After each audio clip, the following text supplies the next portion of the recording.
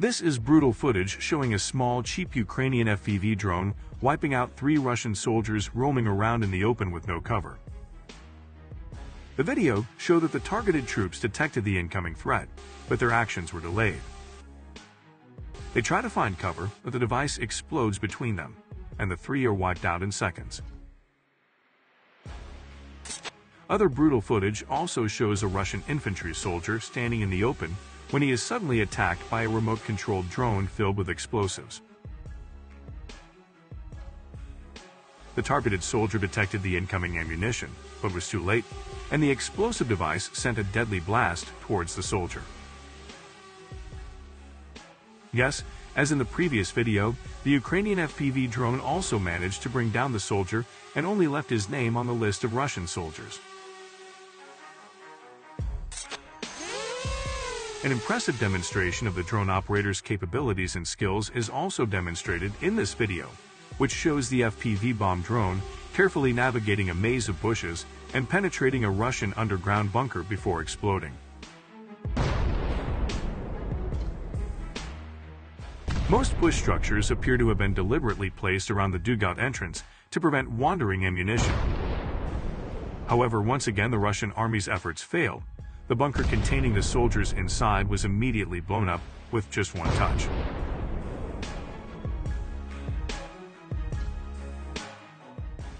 We are witnessing, in real time, a massive technological shift leading to war at the soldier level. Please note that the drone was controlled by members of Ukraine's 82nd Air Assault Brigade.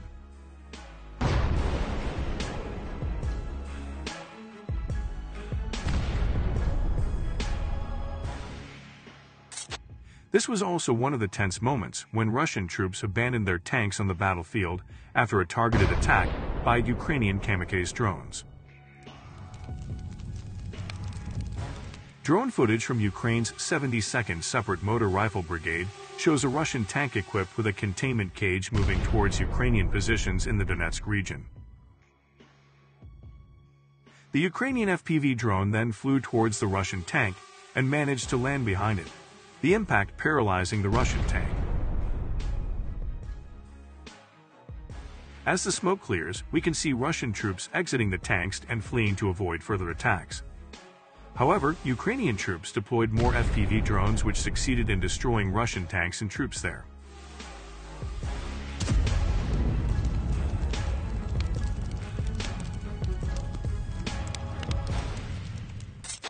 Another chilling video also shows Russian frontline fighting positions falling apart when Ukrainian drones start dropping explosives. Initially, a Russian soldier was seen walking casually towards his hiding position. However, above his head, he could hear the sound of drones, but he was unsure of their exact location or the seriousness of the threat. He stood casually under the protection of some kind of blanket and hoped the drone would go away.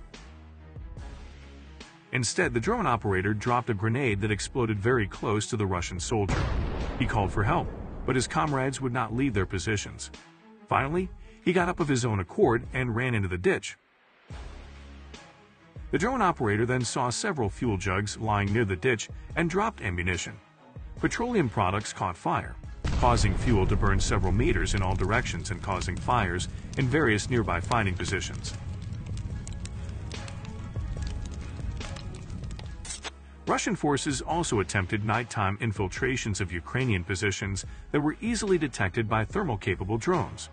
Drones then hovered above and started dropping grenades. The drone then systematically begins to take out each enemy soldier, one by one. Some Russians fled, while others hid, but their fate remained the same. Over the past 24 hours, 56 battles took place on the front lines. In the Novopavlivka sector, Russia, supported by air power, attempted to break through Ukrainian defenses 21 times without success. At the same time, Russia lost 810 troops, 19 tanks, 24 armored fighting vehicles, and 34 artillery systems, according to the trusted Ukrainian media outlet Espresso.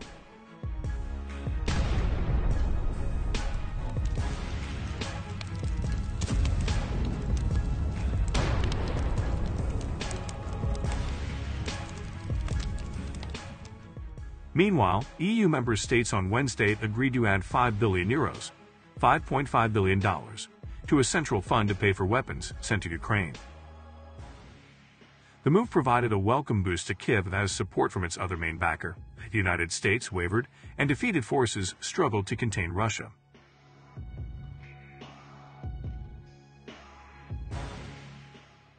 Belgium, which holds the EU's rotating presidency, said ambassadors from the bloc's 27 countries had in principle agreed to a plan to support arms supplies to Kyiv by 2024 with €5 billion.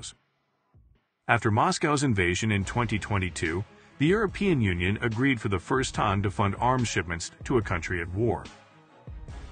Since then, the country has committed €6.1 billion from its Central European Peace Facility, primarily to reimburse part of the costs of weapons sent by member states to Ukraine.